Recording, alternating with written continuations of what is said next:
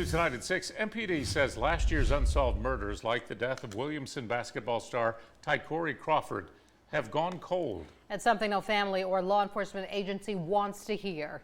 NBC 15's Rachel Wilkerson sat down with Mobile's police chief today. Rachel, he says the department needs help.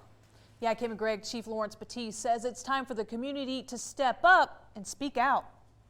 12 cold cases in 2019. 12 families still searching for their loved one's killer. Some family member is grieving at home because we have not made an arrest in their loved one's loss. Take a look at your screen. These are the victims where justice hasn't been served.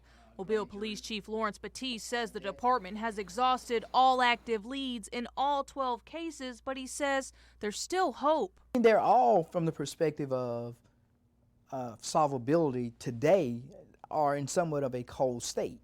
But again, we could get a phone call later today and it becomes the case that's at the top of the list. For families, the pain of losing their loved one will never be filled, but knowing the person responsible for taking a life is still on the street is haunting. One of those victims is 18-year-old Tycorey Crawford, a teenager getting ready to play college basketball. To the person that did it, like, how do you sleep?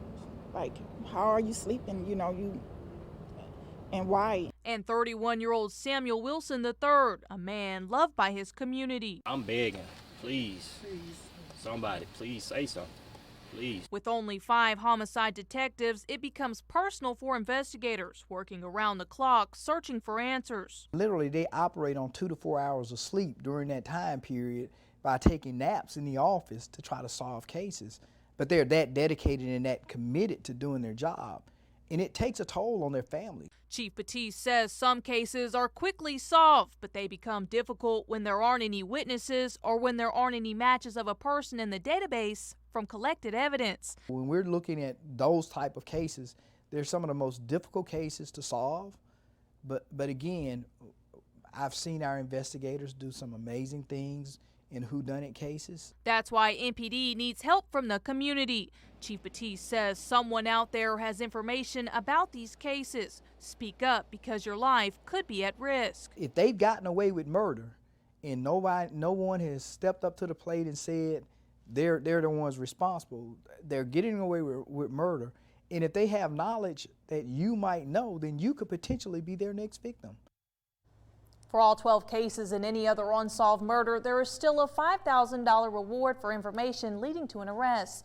Chief Batiste says if you are concerned about your identity, you can call him directly. Contact information will be on our website at mybc15.com. Greg?